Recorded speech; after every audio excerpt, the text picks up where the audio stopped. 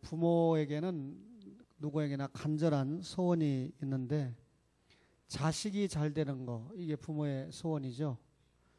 그래서 자식이 남들이 인정할 만큼 잘 될 때 부모는 굉장히 흐뭇합니다. 그런데 반대로 자식이 애를 먹이고 속을 썩이면 부모의 마음은 언제나 편치 못하게 됩니다. 그래서 부모는 자식이 잘 되는 일이라면 언제나 온갖 희생을 마다하지 않죠. 다 그런 건 아니지만 통상적으로 볼 때 성도들의 또 부모들의 기도 제목의 1번이 거의 남편이나 아내가 아니고 자식인 것을 우리가 흔히 보게 됩니다. 목사가 열심히 교회를 위해서 좀 기도해라, 또 주님의 나라 확장을 위해서 좀 기도하자 해도 어느 순간인가 기도할 때 보면 1번이 자녀에게 가 있는 것을 우리가 흔히 보게 됩니다. 우리 민거리와 승호가 군대를 갔는데 어느덧 이제 다음 달 17일이면 제대를 한다고 합니다. 우리는 참 세월이 금방 간다 이렇게 생각하지만 본인들은 얼마나 힘들었겠어요. 오늘 민거리가 잠시 마지막 휴가를 받아서 왔는데 목사가 기도하고 또 손을 잡고 기도해주고 약간의 용돈을 줘서 보냈는데 아주 기분이 좋아해요. 근데 제가 사실 민거리와 승우가 군대 가 있는데도 불구하고 그렇게 군인들을 위해서 기도 많이 못했습니다. 용서하세요. 그런데 제 아들이 해병대 갔을 때 그때 2년 동안은 아주 입에서 해병대를 위한 기도가 얼마나 잘 나오는지, 그거는 자식 때문에 그런 거거든요. 여러분 제가 솔직하게 말씀드린 건데 그만큼 자식들을 위한 기도가 부모들에게는 뜨거울 수밖에 없습니다. 오늘 이 주님의 양들을 맡아서 목회하는 것이 목회자 아닙니까? 저는 초원교회 가족들이 단 한 번도 제 양이라고 생각해 본 적이 없습니다. 주님의 양인데 주님께서 다만 저에게 맡기신 분들이죠. 따라서 목자가 양들을 위해서 기도하는 것은 당연한 일이 되겠습니다. 오늘 여러분과 제가 읽었던 이 에베소서 3장 14절 이하는 사도 바울이 에베소 교회 성도들을 위해서 기도하는 장면을 기록하고 있어요. 에베소 교회는 바울이 전도해서 세우고 적어도 3년 동안 목회를 했던 그런 교회죠. 그러니까 어느 정도 성도들의 면면도 알 수 있고 또 그 교회 보낸 편지가 에베소서 아닙니까? 따라서 에베소 교회 성도들을 위해서 목사가 기도하는데 목사가 성도들을 위해서 무엇을 기도할까? 목사가 초원교회 가족들을 위해서 기도할 때 어떤 기도를 해야 되는가 제가 배우게 됩니다. 또 동시에 이 성도들은 신앙 성장을 위해서 어떻게 하는 것이 좋을까? 목사가 성도들을 위해서 기도하는 게 일종의 신앙 성장인데 성도들 입장에서는 우리 목사가 나를 위해서 무슨 기도를 할까? 나는 어떻게 신앙생활을 해야 될까 하는 것을 본문을 통해서 배울 수 있다는 거죠. 여러분 이 바울의 기도를 통해서 에베소 교회 성도들을 위한 기도를 통해서 과연 진정으로 기도해야 될 제목이 뭔가? 어떤 기도를 해야 되는가?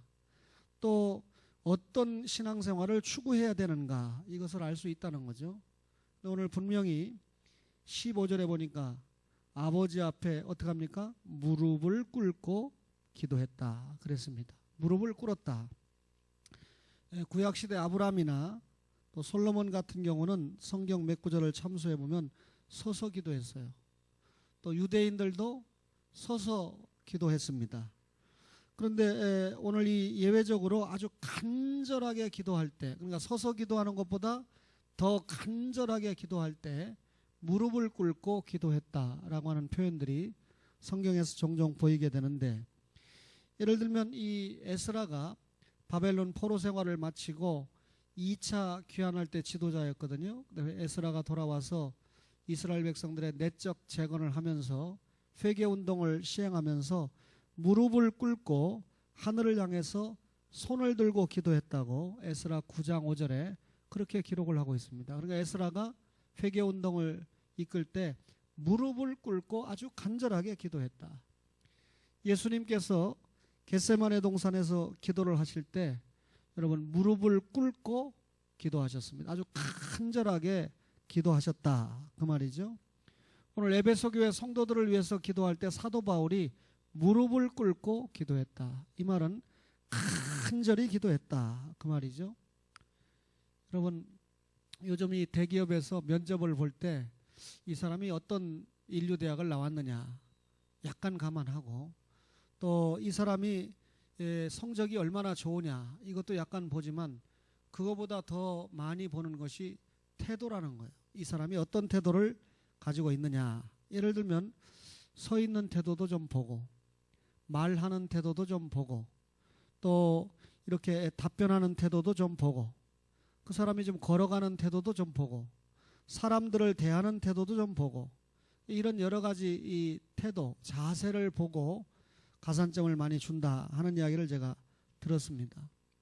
저도 목회를 하면서 여러분들 개개인을 다 알지 못하니까 하나님의 종으로서 나름 태도를 보는 것이 사실입니다. 어떤 분은 예배 마치고 목사하고 만날까봐, 눈이라도 부딪힐까봐 아주 주랭당을 치는 그런 태도를 보이는 분도 있죠. 또 술 한잔하고 담배 피고 교회 나오는 사람은 목사하고 푸득불 악수를 해도 엉덩이를 쭉 펴고 가급적이면 긴 소리 안 하고 빨리 안녕히 계십시오 하고 갈 수 있는 그런 자세를 보이는 분도 있습니다.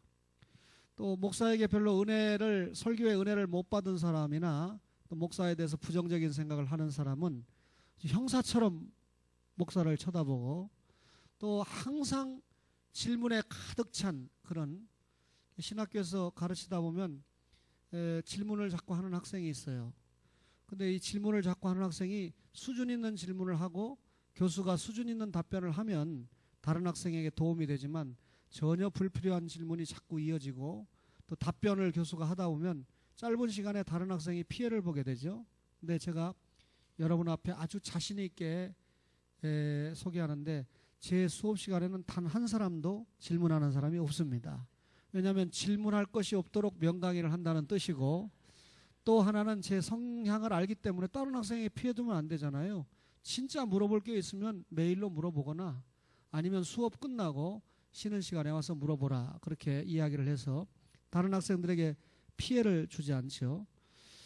여러분, 성도들의 이 모습을 보면 어떤 자세로 신앙생활을 하는가, 또 목사를 만나서 반갑게 인사를 할 때도 보면 진짜 반가워서 인사하는 사람, 진짜 목사를 안아주고 싶은 사람, 목사를 귀하게 여기는 사람이 있는 반면에 그저 형식적으로 맞이하는 그런 분들도 있죠. 태도에 대해서 좀 이야기를 했습니다만, 어떤 사람이 어떤 태도를 가지고 있다고 할 때 그 태도를 보면 그 사람의 마음을 대충 알잖아요. 우리가 영적으로 말할 때 그 사람이 어떤 자세와 어떤 태도를 가지고 있느냐에 따라서 그 사람 마음에 가지고 있는 영적인 태도를 감지하게 됩니다. 신앙생활하는 태도, 교회 생활하는 태도, 또 직장 생활하는 자세, 인생을 살아가는 어떤 자세. 한번 사람이 영적으로도 잘못된 습관이나 잘못된 태도를 가지면 참 고치기가 어려워요. 처음에 어떤 교회에서 신앙생활을 하느냐, 처음에 어떤 목사를 만나서 신앙생활을 하느냐에 따라서 참 일생 동안 신앙생활하는데 중요한 자세가 정립이 되죠. 오늘 이 바울이 보여준 것처럼 기도하는데도 태도가 중요하다는 겁니다. 오늘 바울이 무릎을 꿇고 기도했다 그랬습니다.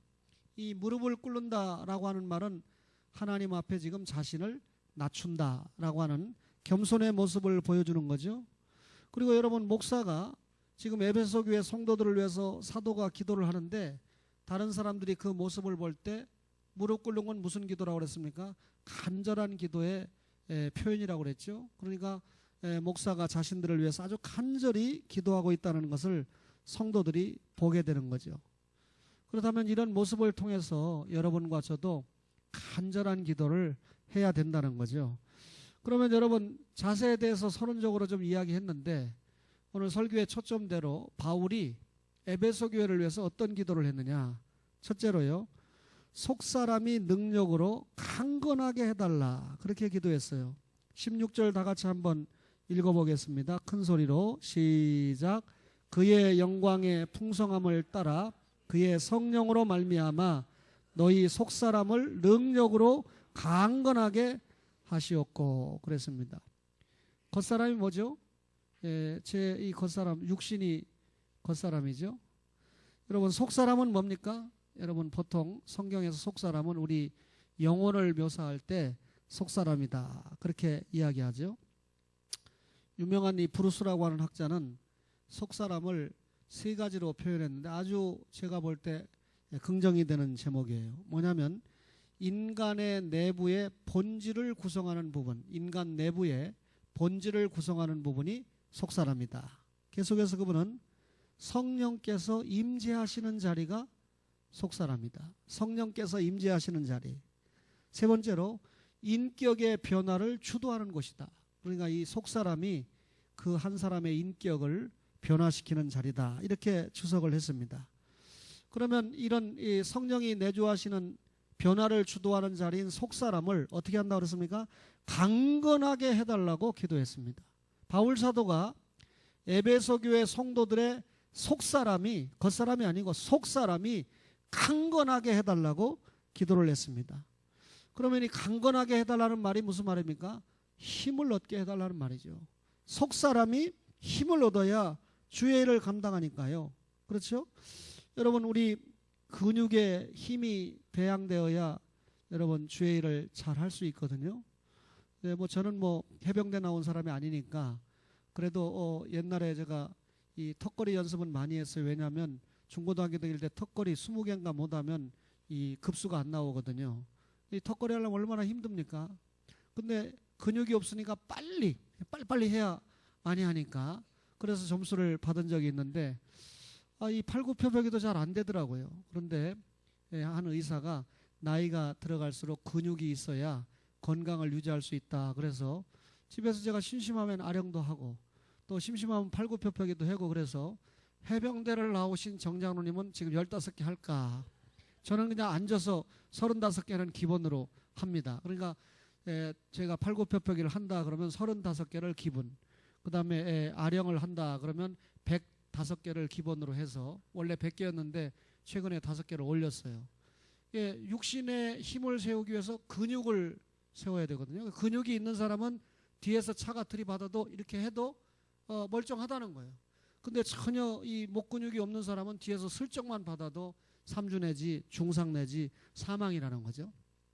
육체 건강을 위해서 근육을 세워야 된대요. 근데 이 영혼의 건강을 위해서 어떻게 됩니까? 여러분, 뭐 육체 건강을 위해서 건강식품도 잘 먹고 또 좋은 약을 먹는다고 건강해집니까? 뭐니 해도 육신의 건강은 운동을 해야 되고 음식도 조절을 잘해야 건강이 유지가 되잖아요. 근데 육신의 건강보다 더 중요한 것이 솔직하게 말해서 여러분과 저에게 영혼의 건강 아닙니까? 그렇죠? 요한 3서 2절에 사도 요한이 영혼이 잘됨 같이 범사가 잘되고 강건하기를 원한다. 그러면 여러분, 범사가 잘 된다고 할 때 뭐 육신적인 모든 일들이 잘 된다고 할 때 뭐가 잘됨 같이? 영혼이 잘됨 같이. 그러면 무슨 건강이 중요하죠? 영혼의 건강이 중요하다는 거죠. 영혼의 건강이 잘 되고 따라서 뭐가 잘 되는 겁니까? 육신의 건강이 잘 된다. 그러면 영도 건강하고 육도 건강하면 전인이 다 건강한 거 아닙니까? 여러분, 우리가 두 건강이 다 중요하지만 굳이 어리석은 질문이지만 영혼의 건강을 추구해야 되냐, 육신의 건강을 추구해야 되느냐, 딜레마에 빠질 때 영혼의 건강을 추구해야 되죠. 예를 들면 이 수요일 날 예배가 걸렸습니다. 근데 이 수요일 날 내가 이 헬스클럽에 운동하러 가는 시간인데 할 때 헬스클럽으로 가면 육신의 건강을 추구한 사람이고 교회에 올라온 사람은 하나님 앞에 예배하면서 무슨 건강을 추구한 거죠? 영혼의 건강을 추구한 거죠. 제가 약간 딜레마에 빠졌었어요. 뭐 아파서 못 나오시는 거야 진짜 할 수 없지만 금요일 날 그런 일이 없는데 장로님 한 분도 안 보이니까 왜 그럴까 했는데 나중에 보니까 그 시간에 홍명보 축구를 했더라고요. 그래서 우리 장로님들이 축구의 광팬인가, 그래 축구 보시느라고 못 오셨는가, 그렇게 잠깐 내가 시험을 받을 만큼 그날 좀 서글펐어요. 오해하지 마세요. 여러분, 뭐 늘 못 나오시는 게 아니니까 제가 그렇게 얘기를 해봅니다. 영혼의 건강이 그만큼 중요하다는 거죠. 여러분, 그러면 육신의 건강이 건강해지려면 운동을 해야 되는 것처럼 영혼의 건강이 건강해지려면 어떻게 됩니까? 경건 생활을 잘해야 영혼이 건강해지는 거죠. 여러분이 이 경건이라고 하는 게 뭐냐? 참 이 경건을 정의가 어려운데 또 우리가 존경하는 칼빈이 경건을 정의하기를 하나님이 주시는 은혜와 덕이다. 하나님이 나에게 은혜를 주시고 하나님이 나에게 덕을 주시는 것이 건강이다. 그렇게 정의를 했습니다. 그렇다면 여러분과 저가 우리의 삶 전부를 들여서라도 경건하게 살아야 되죠. 다시 말하면 우리의 삶을 다 동원해서 경건한 삶을 살아야 되는 이유가 뭡니까? 하나님이 은혜를 주셨고 하나님이 복을 주셨고 덕을 주셨기 때문에 은혜의 덕. 하나님이 우리에게 은혜를 주셨고 하나님이 우리에게 복을 주셨으니까 그 다음 절차가 뭡니까? 복받은 결과를 내놔야 될 거 아니에요. 복받은 은혜를 은혜 받은 은혜를 주님 앞에 돌려야 되잖아요. 그게 경건입니다. 그러니까 하나님 앞에 받은 은혜와 하나님 앞에 받은 축복이 크다고 느끼는 믿음의 사람들은 경건 생활을 뭐 할 수밖에 없죠? 추구할 수밖에 없다는 거예요. 그러니까 우리가 여러분 우리의 경건 생활을 통해서 구원받는 거 아닙니다. 구원은 하나님의 은혜로 받은 겁니다. 그럼 하나님의 은혜에 너무 은총에 감사해서 여러분과 저는 진리 속에서 살 수밖에 없어요. 그게 뭐죠? 경건이죠. 그러니까 하나님 앞에 은혜를 받은 사람은 그 은혜를 받은 것에 비례해서 경건 생활로 나타낼 수밖에 없다는 거죠. 그러니까 경건 생활이 미달되는 사람은 하나님 앞에 받은 은혜의 함량이 아직 많이 체험되지 않는 사람이에요. 여러분 우리가 칼빈이 또 이런 말을 했어요. 경건이 없는 곳에 하나님이 알려진다고 말할 수 없다. 우리의 경건 생활이 있을 때 하나님이 알려진다는 거예요. 우리가 여러분 성부와 성자와 성령을 전하면서 살아야 되잖아요. 근데 우리의 경건 생활이 없는 곳에 이런 하나님이 알려지지 않는다. 다시 말하면 우리가 전도한다, 뭐 하나님의 말씀을 전한다 하는데 그런 말씀을 전할 때 뭐가 기초가 돼야 된다는 겁니까? 경건이 기초가 돼야 된다는 거예요. 근데 여러분 옛날에 제가 어렸을 때 장로님, 제가 어렸을 때 목사님, 제가 어렸을 때 권사님 그러면 뭔가 좀 달랐어요. 근데 뭐 요즘 이 목사님 그래도 별로 감동이 없잖아요. 제가 오늘 아침에 기도하고 급한 글을 하나 쓰면서 어디 가서 참 목사라고 이야기가 참 창피하다. 그런데 어떤 목사님이 이야기하면서 막 자기 교단을 비판하더라고요. 어제 토요일 날. 그러면서 내가 자기 교단인 줄 알고 그 앞자는 백이고 끝자는 석이던데 교단 이름이 뭐라고요? 근데 뭐 아무나 받는다는 거예요 요새. 그러면서 그 목사님이 주장하기를 여자 목사님도 무한히 받는다는 거예요. 근데 여자 목사님을 받는 것도 좋은데 교단이 어딘지 어디서 안수받았는지 이런 것도 따지지 않고 막 받는다고 그러면서 자기가 그 교단에 속하는데 막 비판하는 거예요. 그러다가 제가 앞에 앉아 있으니까 저 사람도 그 교단인가 싶어서 저한테 목사님은 어느 교단이세요? 하고 묻는 거예요. 그래서 제가 고신교단이죠. 그러니까 정말 그래도 한국에서 목사들이 모였을 때 고신교단이죠. 그러면 고신교단이 아닌 목사들은 용서해서 한끗발 죽습니다. 그러니까 제가 필리핀에서 무슨 전쟁이 붙었을 때도 그 교단에서 뭐 첫자는 대자고 끝자는 신자인 것 같은데 하여튼 그 교단에서 조사를 하러 왔어요. 저를. 근데 조사를 하러 왔는데 고신교단 목사라고 그러니까 조사원 전권위원장이 고신교단이래잖아. 고신교단이래잖아. 그러니까 문제를 일으킨 자기 목사가 나쁜 사람이고 이 사람은 고신교단 목사니까 그런 짓을 할 리가 없다는 거예요. 근데 지금도 그렇게 생각해요. 그분이. 제가 참 고신교단 목사 된 게 얼마나 행복한지 모릅니다. 고려 아니고 고신입니다. 칼빈은 기도가 신앙의 훈련이다 그랬습니다. 여러분 신앙은 기도가 없으면 죽는다는 거예요. 신앙은 기도가 없으면 게으르게 된다는 겁니다. 칼빈이 뭐라고 그러냐면 신앙은 기도의 어머니다.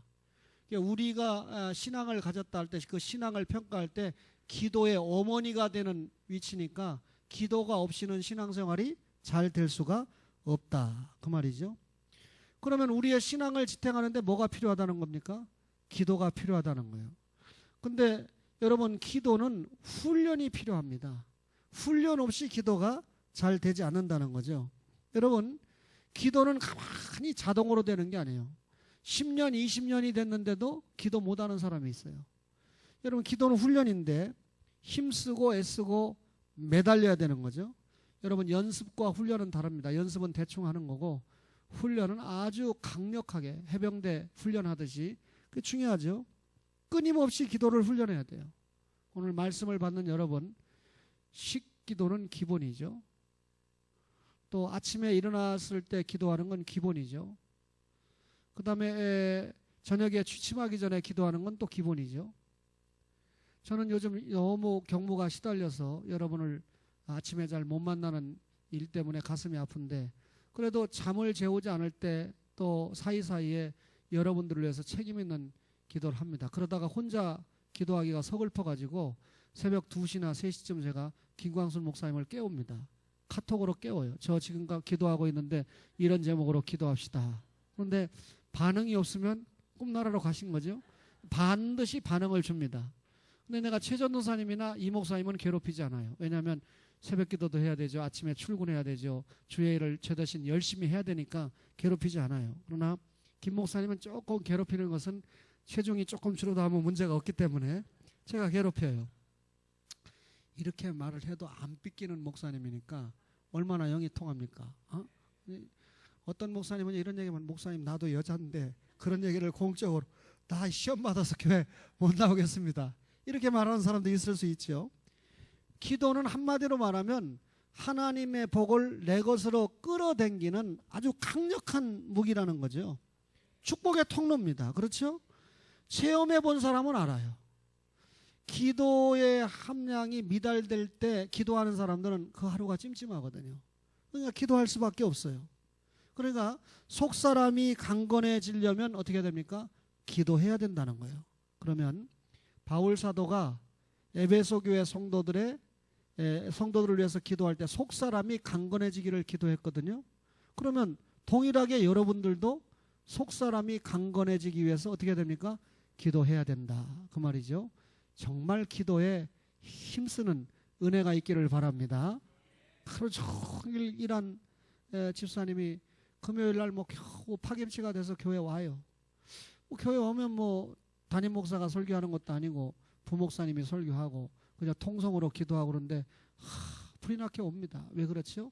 기도가 중요하니까. 그래도 교회 와서 기도할 때 공적인 기도가 되고 또 소외되지 않고 교회의 기도 제목도 알고 속사람이 여러분 살찌워지는 거죠. 오늘 여러분도 목사도 여러분의 속사람이 살찌워지기를 위해서 기도하고 있고, 또 여러분 자신도 여러분 속사람이 살찌워지기를 위해서 기도하는 그런 은혜가 있기를 축원합니다. 두 번째 기도 제목은요, 그리스도께서 계시게 해달라고 기도했어요. 에베소서 3장 17절 보세요. 자, 다 같이 한번 읽어볼까요? 3장 17절에 시작. 믿음으로 말미암아 그리스도께서 너희 마음에 계시게 하시옵고 너희가 사랑 가운데서 뿌리가 박히고 터가 굳어져서, 그랬는데 거기 보면 그리스도께서 너희 마음에 뭐라고요? 계시게 하옵시고 그랬습니다. 여기 계시게 해달라, 이 말은 예수님이 그 장소에 계속 머물게 해달라, 그 말이잖아요. 여러분, 하나님께서 구약에 보면 성전에 임재하신다 그랬잖아요. 그 성전에 임재하신다, 이 말은 성전을 떠나지 않고 하나님이 늘 지키신다, 그 말입니다. 그러면 우리가 뭡니까? 하나님의 성전이잖아요. 하나님의 구원받은 성전인데 성전된 우리의 몸속에 누가 임재해달라고 기도했다고요? 주님이 임재해달라고 기도했다. 물론 구원받은 여러분과 저에게 주님이 거하시죠. 처음에 우리가 회개하고 구원론적인 회개를 하고 중생을 받을 때 여러분 주님이 들어오신 거 아닙니까? 주의 성령이 들어왔던, 성령은 주의 영이니까 주님이 내 속에 들어와서 내가 살아도 죽어도 주를 위해서 내 속에 그리스도가 역사하시는 거 아닙니까? 근데 여러분, 주님을 영접하는 그 순간에만 주님이 계시는 게 아니고 바울의 이 기도의 내용은 계속해서 주님이 성도들의 마음속에 임재해달라. 이 말은 무슨 말입니까? 구원받았는데 분명히 이 성령님이 내주하고 계시는데, 분명히 예수님이 영혼의 주인이 되셨는데, 문득 성도들이 갑자기 우리 할머니로 바꾸는 거야. 주인을 신사임당으로. 나의 주인은 심사임당이다. 그러니까 예수님은 오간데 없고 보면 심사임당만 쫓아다녀. 그러다가 또 세종대왕만 쫓아다녀요. 그러니까 물질만 추구한다는 건, 분명히 예수 믿는 사람이면 주님이 거주하시는 모습이 그 사람의 표정과 자세와 행동과 언어를 통해서 보여야 되는데, 그런 건 안 보이고 돈만 추구하는 사람으로 보여요. 여러분, 자식만 그 속에 추구하는 사람으로 보여요. 주님은 오간데 없고 오직 자식이야. 주님도 자식을 위해서 필요하고, 성공만을 위해서 추구합니다. 오직 자기 성공을 위해서 주님을 이용하는 그런 사람으로 보이면 안 되잖아요. 그런 성도가 많으니까 아시고 주님이 바울을 통해서 어떻게 기도합니까? 성도들에게 그리스도가 계시게 해달라. 그 말은 구원하신 주님이 떠났다 이 말이 아닙니다. 정말 주님을 위해서 주님을 모시고 주님과 함께 사는 성도들이 되게 해달라고 기도한 겁니다. 제가 여러분을 위해서 그렇게 기도해야 된다면 여러분들도 여러분 속에 주님이 계시게 해달라. 이 말은 무슨 말이죠? 여러분, 주님이 계신 사람의 모습을 가지고 주님을 기쁘게, 주님과 동행하면서 주님께 영광을 돌리는 삶을 살게 해달라고 기도해야 되죠. 바울이 이렇게 고백하잖아요. 내 안에 계신 분은 누구다? 내 안에 사시는 분은 누구다? 예수 그리스도다. 빌립보서 1장 21절에 오직 내 안에 그리스도께서 계신다. 그리스도께서 계시죠, 당연히. 근데 그리스도께서 당연히 계셔야 되는데 안 계신 것처럼 행동하는 성도들이 자꾸 보이잖아요. 그러니까 그리스도께서 계셔야 되는데, 당연히 계셔야 되는데 뭐가 목적인지 모르니까 주일을 아주 밥 먹듯이 빼먹어요. 그죠? 요새 주일 성수 11조 설교, 당신은 죄인이다 이렇게 설교하면 아주 전근대적인 교회가 된다면서요. 이 교회 나오면 복 받습니다. 아주 스트레스가 해소가 됩니다. 아주 행복해집니다. 여러분, 그 절간에 가도 똑같은 소리예요. 그러니까 오늘날 이 교회가 본질적으로 구원이나 영생과 관계없이 그저 이 세상을 살아가는 한 방편으로, 교양 수단으로, 문화 수단으로, 정신을 편안하게 하는 어떤 수단으로 교회 생활을 하니까. 그렇죠? 저는 몇만 명 성도가 없지만 몇만 명 성도가 설교하는데 장로님이 가서 똥바가지를 갖다 퍼붓죠? 아십니까? 장로님들이 똥바가지 풀 준비하면 큰일 나는데, 자기 목사가 WCG에 대장한다고. 도대체 이렇게 될 수가 있느냐? 장로님들이 다 좋아하는 거 아니에요. 그래서 예배 중에 똥바가지를 푼 장로님도 문제가 있지만, 얼마나 마음이 아팠으면, 그 목사가 형편없다고 생각했으면 그렇게 되겠어요.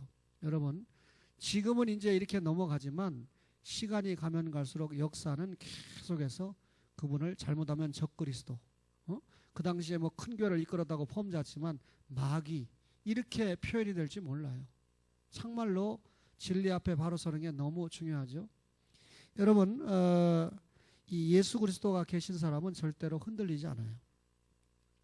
예수 그리스도가 속에 계신 사람은 믿음의 뿌리가 흔들리지 않아요. 1950년에 6.25가 있었는데, 제가 이 외국어 대학생들에게 6.25가 몇 년에 일어났냐 그러니까 아는 친구 하나도 없더라고요. 150명 가운데. 천주교 신자 있냐? 한 명도 없더라고요. 기록적인 학교예요. 근데 이제 제가 하도 뭐락하니까 요즘 조금 공부를 해오는지, 임진왜란이 몇 년에 일어났냐 그러니까 1592년에 일어났대요. 한 학생이 딱. 야, 그런데 6.25가 몇 년에 일어나는 건 모르는데 임진왜란이 일어나는 건 아는 거 보니까 이런 아이는 공부 잘 시켜서 일본 방어체육으로 세워야 되겠다. 일본이 임진왜란 일으켰잖아요. 6.25는 북한 애들이 일으켰으니까 제가 그런 생각을 해봤는데, 6.25가 끝나고 미국의 대통령을 2번이나 했던 아이젠하워라는 대통령이 있습니다. 이름 기억하죠? 근데 이 아이젠하워의 부모님이 얼마나 교회를 사랑했는지, 얼마나 교회를 끔찍하게 사랑한 분인지 아주 말할 필요가 없어요. 평생 이 부모님이 평생 교회에서 어디 가셨나, 김명자 권사님? 평생 교회에서 주일학교 교사를 하신 분이에요. 아이젠하워 대통령 부모님들이.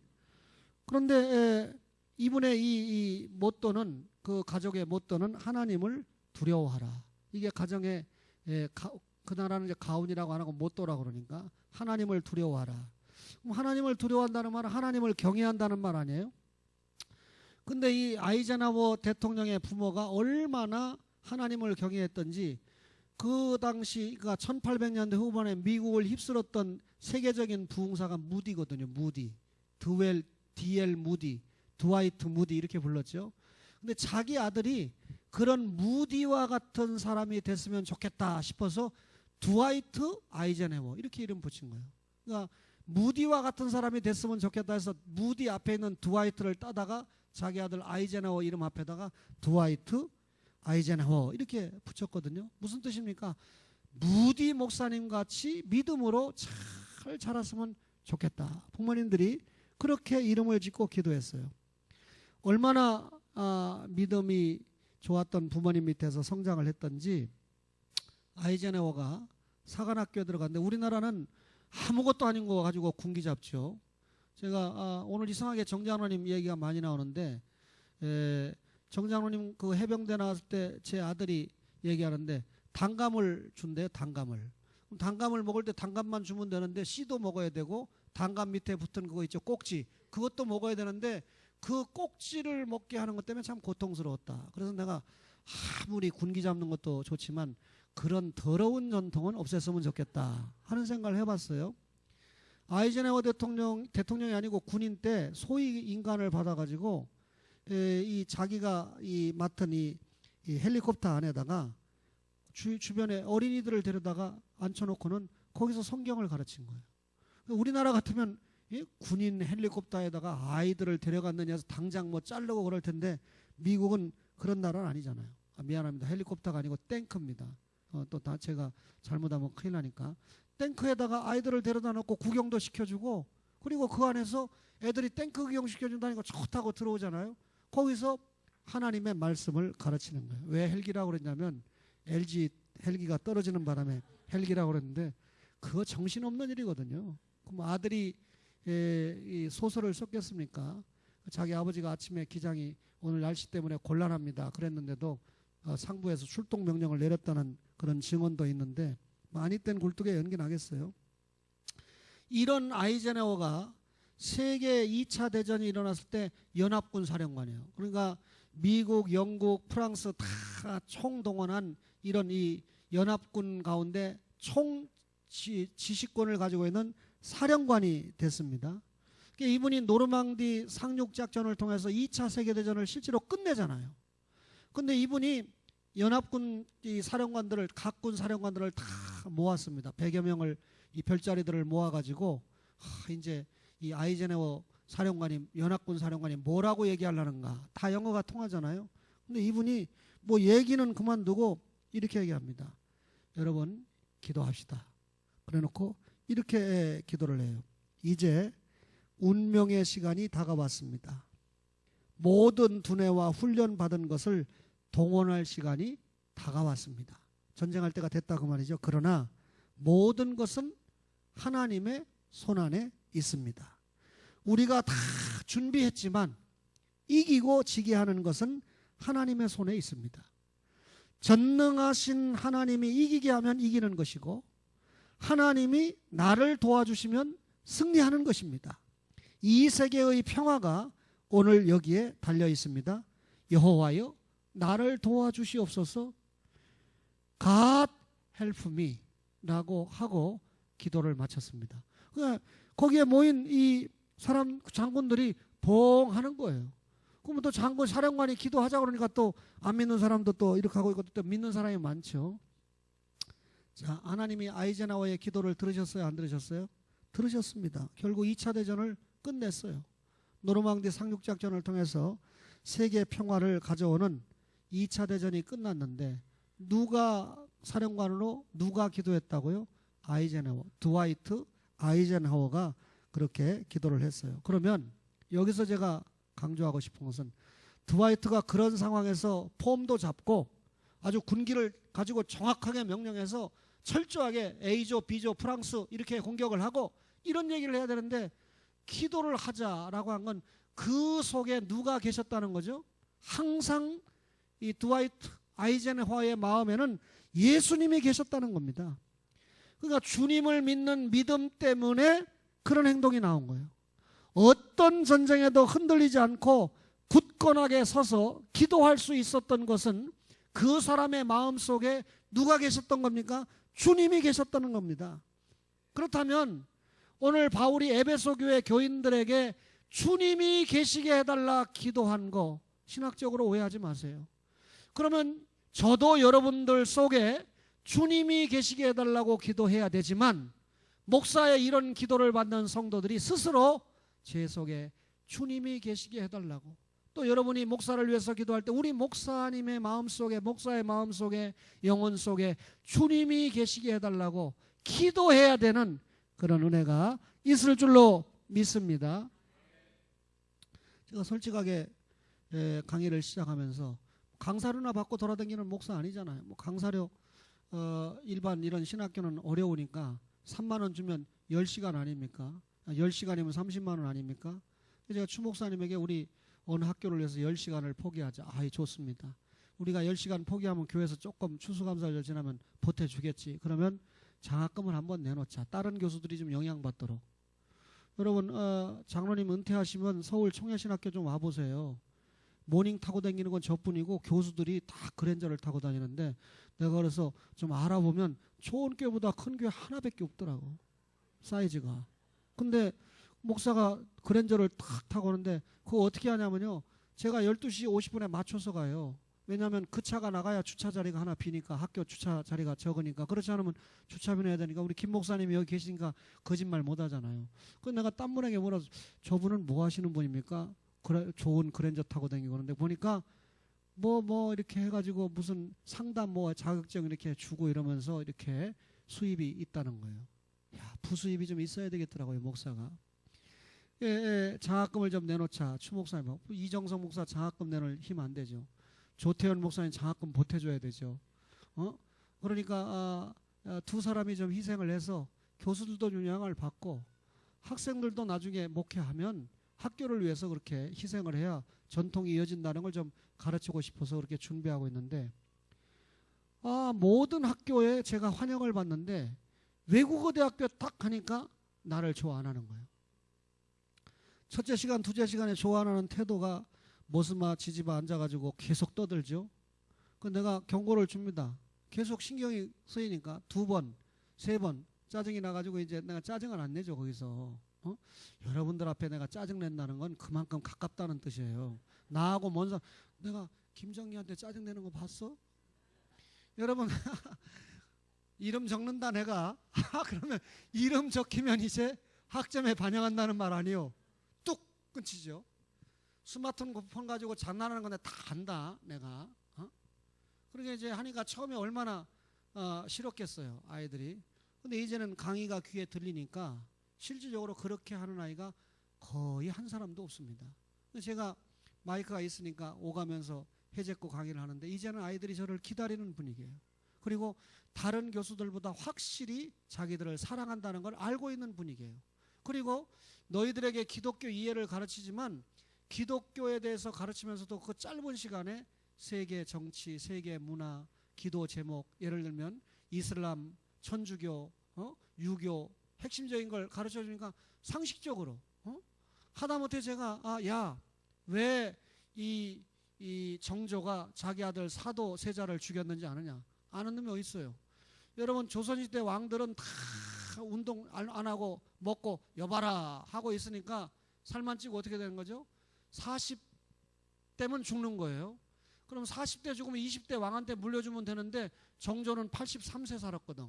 그러니까 영조가 너무 오래 살아놓으니까 자기 아들이 왕 할 시간이 있어요 없어요? 그러니까 죽여버리고 손자 줘야지. 만약에 사도세자 안 죽이면 지가 죽게 생겼는데, 쉬운 말로. 그러니까 이제 예를 들면 그런 스토리까지 풀어내니까 아이들이 재미도 있고 그런가 대원군 얘기도 해주고 예를 들면 그래서 관심만 딱 끌으면 바로 또 예수로 가는 거예요. 내가 무슨 뭐 지들한테 역사 가르치러 가는 게 아니니까 조금 흐트러지면 약간 다른 분위기로 끌고 오면 오잖아. 야 부산 롯데 애들이 왜 프로야구 이렇게 좋아하는지 아냐? 이러면서 시작하면 또 애들이 롯데 팬이니까 탁 이렇게 하고 들으면 내가 무슨 롯데 야구 광입니까? 그래가지고 조금 더 화제가 돌려주면 얘기하고. 무슨 얘기냐면 외대를 위해서 기도가 되더라고요. 내가 고신대나 서울 종해신학교를 해서 주님 강의가 잘 되게 해달라든지 학생들이 잘 듣든지 말든지 지들이 목사 되려면 잘 들어야지. 근데 외대는 정말 신경 쓰이고 기도가 되는데 양산을 걸으면서 그 강변을 걸으면서 한 25분 30분을 걸으면서 주여 오늘 외대 가는데 제가 도수장으로 끌려가는 어린 양 같은데 저것들 제발 좀 주님이 역사해 주세요. 내가 일반 대학 교수도 아니고 목사 교수인데 저들에게 기독교 이해를 통해서 예수 심어야 되지 않습니까? 근데 제가 아무리 떠들어도 주님이 역사 안 해주시면 소용없지 않습니까? 공부하려고 하는 애들이 아닌 것 같아요. 주님 좀 도와주세요. 그런데 도와주셨잖아요. 그죠? 홈피 보신 분만 아멘이야 지금. 마지막으로요. 뭐라고 기도했습니까? 그리스도의 사랑을 깨달아서 충만하게 해달라고 기도했어요. 18절 볼래요? 3장 18절에 보니까 능히 모든 성도와 함께 지식에 넘치는 그리스도의 뭡니까? 사랑을 알고 사랑의 너비, 길이, 높이, 깊이가 어떠함을 깨달아서 시작 하나님의 모든 충만하신 것으로 너희에게 충만하게 하시기를 구하노라. 18절과 19절을 연결하면요. 에베소 교회 성도들이 그리스도의 사랑을 깨달아서 충만해지기를 기도했다. 그 말입니다. 에베소 교인들이 지식에 넘치는 그리스도의 사랑을 알아야 되잖아요. 여러분 이 그리스도의 사랑에 대한 지식, 인간의 지식을 초월하는 지식인데 그리스도가 우리를 얼마나 사랑하시는가 인간적인 지식을 가지고 깨닫기 어려워요. 오늘 보니까 넓이, 길이, 높이, 길이. 그리스도의 사랑의 넓이, 그리스도의 사랑의 길이, 그리스도의 사랑의 높이를 누가 안다는 겁니까? 여러분 하나님이 은혜를 주신 자만 알아요. 그러니까 결국 하나님이 은혜를 주셔야 그리스도의 사랑을 알고 충만해지니까 이것을 위해서 바울이 어떻게 했다는 겁니까? 기도했다는 겁니다. 그러니까 누가 봐도 야, 저 사람은 하나님의 특별한 은혜를 받은 사람이구나. 이 부분에 참 만족한 주석이 없어서 고민을 했는데 훌륭하신 존 스타트 목사님이 뭐라고 주석을 했냐면요. 그리스도의 사랑은 여러분 넓다고 그랬잖아요. 예수님의 사랑이 넓은 것은 모든 인류를 수용할 만큼 넓다. 예수님의 사랑이 모든 인류를 수용할 만큼 넓다. 나는 일본 사람을 수용 못하고 있잖아요. 지금 아베 때문에. 그 다음에 존 스타트 목사님이 길다고 하는 건 뭐라고 표현하냐면 예수님의 사랑은 세상의 시간을 넘어서서 계속될 만큼 길다. 아브라함 때도 주님의 사랑, 지금도 주님의 사랑, 앞으로도 주님의 사랑, 이 시간을 초월한 주님의 사랑을 길이라고 표현을 했습니다. 그리고 이제 높이는 뭐라고 표현하냐면 예수님을 하늘로 올릴 수 있을 만큼 지극히 높은 사랑이다. 예수님이 승천하셨잖아요. 하늘로 올릴 만큼 지극히 높은 사랑. 예수님이 하늘로 올라가셨잖아요. 하늘로 올라가셨어도 여전히 여러분과 저를 사랑하니까 지금 기도하시잖아요. 우리를 위해서. 그러니까 사랑이 그만큼 높다는 거예요. 깊은 건 뭐라고 표현했냐면 가장 탁월한 인간을 구원할 만큼 충분히 깊다. 그러니까 탁월하게 인간을 구원할 만큼 여러분과 저를 구원할 만큼 주님의 사랑이 깊다. 이렇게 표현했습니다. 좀 이분의 주석이 참 동의가 되지 않습니까? 그리스도의 풍성한 사랑을 우리에게서 끊을 수 없다고 누가 말씀했죠? 바울 사도가 로마서 8장을 통해서 이야기했잖아요. 그러면 그리스도의 사랑이 우리를 끊을 수 없다. 그렇다면 여러분 바울이 뭘 기도한 겁니까? 십자가에서 에베소 교회 성도들을 위해서 살찢고 피 흘려 주셨는데 이 사랑을 끝까지 깨달아서 이 사랑을 깨달아서 어떻게 되도록 충만하게 되도록 기도를 했다. 그 말입니다. 여러분 주님의 사랑을 깨닫는다는 말은 깨닫는다. 이 말은 주님의 사랑을 붙잡는다. 그 말이죠. 주님의 사랑을 붙잡지 못하면 신앙생활 잘 못해요. 그렇죠? 여러분 옛날에는 제가 지방에 가서 강의를 해도요. 제 아내가 전화를 하는 법이 없어요. 그래서 내가 경상도로 장가간 걸 약간 후회했습니다. 아주 무뚝뚝하고 틀려먹었다. 근데 요즘은 전화가 자주 와요. 어제도 천안에서 오는데 2번이나 전화 오더라고요. 어디까지 왔냐는 거예요. 그래서 도착할 때쯤 되면 식사를 따뜻하게 준비해서 대령하려고 묻는데, 야, 얼마나 좋습니까? 여러분, 사랑이라는 건, 깨닫는다는 건 마음으로 붙잡는다, 그 말이거든요. 19절에 뭐라고 했습니까? 19절에 하나님의 모든 충만하신 것으로 너희에게 충만하게 하시기를 구한다. 충만이라는 말은 이 헬라말로 플레로마라고 하는 말인데 가득 채운다, 그런 말이거든요. 이 말은 선원들을 배에다 가득 채울 때 썼어요. 또 도시 안에 인구가 가득 찰 때 플레로마라는 말을 썼어요. 아무튼 여러분, 뭐든지 모자라는 것은 좋지 않잖아요. 그러니까 모든 것이 충만한 게 좋은데 바울이 그리스도의 사랑을 깨달아서 충만한 삶을 살게 해달라고 기도를 했습니다. 그러면 보통 우리가 이 충만하다고 할 때 성령 충만, 은사 충만 이런 얘기를 많이 하는데, 오늘 이 바울의 기도를 보면 분명히 누구로 충만하게 해달라고 기도한 겁니까? 예수님의 사랑, 넓이, 높이, 길이를 얘기했습니다. 예수로 충만하게 해달라고 기도한 거예요. 여러분, 시간이 갈수록 성도들의 신앙이 너무 현세적입니다. 세상적입니다. 여러분, 그저 보면 형식적으로 교회 왔다 갔다 하고 형식적으로 신앙생활합니다. 여러분, 우리가 육신의 건강을 위해서 전쟁하는 사람들 너무 많이 봐요. 자식 교육을 위해서 전쟁하는 사람을 너무나 많이 봐요. 어떤 분을 얼마 전에 만났는데 아주 전문가더라고요. 자기 아들, 딸 때문에 그런지 그분이 권사님인데, 내가 볼 때는 교회 권사님이 아니고 진학지도 상담사야. 어떤 대학은 몇 점 받아야 되고 어디는 뭘 어떻게 해야 되고 면접은 어떻게 해야 되고 듣는데 하여튼 간에 이분 얘기를 들으면 하여튼 분명하게 자식을 대학을 합격시키겠더라고요. 그분이 그렇게 실력이 있어서 그런지 몰라도 하여튼 자식이 대학을 잘 갔어요. 근데 내가 그분과 대화를 하면서 이분이 목사하고 대화하면 자기가 권사인데 권사로서 보여주는 신앙 충만, 예수 충만은 손가락만큼도 보이지 않고 입시 충만이에요. 입시 전문가예요. 제 마음에 약간 시험이 들고 영적으로 그 권사님을 무시하는 마음이 생기더라고요. 예수님의 사랑을 깊이 깨달으면, 아까 스타트 목사님이 주석한 대로 너비와 길이와 높이와 깊이를 깨달으면, 예수님의 그것을 깨달으면 예수 충만이 옵니다. 그렇죠? 그런데 그것으로 하나님의 모든 충만하신 것으로 오는데 예수님의 영이 누굽니까? 성령님이에요. 결국 예수 충만, 말씀 충만, 은혜 충만 이꼴 뭡니까? 성령 충만이죠. 그렇죠? 보혜사 성령이 예수님 아닙니까? 따라서 예수 충만, 성령 충만인데, 오늘날 이 잘못된 이 성도들이 성령 충만, 그러면 차라리 성령 충만 이꼴 예수 충만하면 맞는 거예요.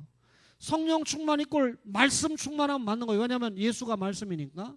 성령 충만 이꼴 은혜 충만하면 맞는 겁니다. 왜? 말씀으로 은혜 받으니까. 근데 성령 충만 이꼴 은사 충만 이렇게 가는 거예요. 말씀 오간데 없고 은사대로 목회한다고, 은사 목회한다고 말씀은 없고 기도만 하고 안수만 하고 명상을 시키고 별짓을 다 합니다. 교회가 완전히 무당 기독교가 되는 거죠. 여러분, 성령 충만을 은사 충만으로 생각하는 것은 성령론을 크게 오해하는 것입니다. 우리가 예수님의 사랑을 깊이 깨닫고 충만해진 사람은 잘못되지 않아요. 여러분, 예수님을 깊이 알고 충만해진 사람은, 성령 충만해진 사람은 여러분 제대로 된 성령 충만, 예수 충만이 돼서 성령 충만한 사람은 제대로 된 성령 충만이 된 사람이다, 그 말입니다. 그렇다면 우리가 이 충만을 받기 전에 먼저 뭘 깨닫게 해달라고 기도해? 예수님의 사랑을 깨닫게 해야, 깨닫게 해달라고 기도해야 예수님의 사랑을 통해서 내 속에 뭐가 채워져요? 예수 충만, 성령 충만이 되는 거죠. 그래서 바울이 뭐라 그랬습니까? 20절에 우리 가운데서 역사하시는 능력대로 우리가 구하거나 생각하는 모든 것에 뭐라고요? 더 넘치도록 능히 하실 이에게, 그랬습니다. 에베소 교회 성도들을 향한 바울의 기도를 생각할 때 우리도 바울처럼 기도해야 되잖아요. 그죠? 무릎 꿇고 기도했던 간절한 기도의 제목이 뭡니까? 우리의 속사람이 강건하게 해달라. 그렇게 기도해야 된다 그랬죠. 또 우리 속에 그리스도가 계속해서 계시게 해달라. 여러분 본질적으로 구원 주시는 그리스도는 안 떠나지만 아까 설명했습니다. 여러분 그 다음에 여러분 예수님의 사랑을 깨달아서 무슨 충만? 성령 충만한 생활을 하게 해달라. 그렇게 바울이 에베소 교회 성도를 위해서 기도했습니다. 저도 여러분을 위해서 그렇게 기도합니다. 그러면 여러분도 저를 위해서 그렇게 기도해 주지만 특별히 여러분 자신을 위해서도 목사가 올린 기도가 응답받도록 속사람의 풍요를 위해서, 주님의 계속적인 거주를 위해서, 그죠? 이건 신학적으로 이해를 잘하라고 그랬어요. 세 번째는 예수님의 사랑을 깨달아서 충만한 삶을 살 수 있도록 그렇게 기도하는, 그래서 그런 결과를 내놓는 초원의 모든 가족들 되시기를 주님의 이름으로 축원합니다.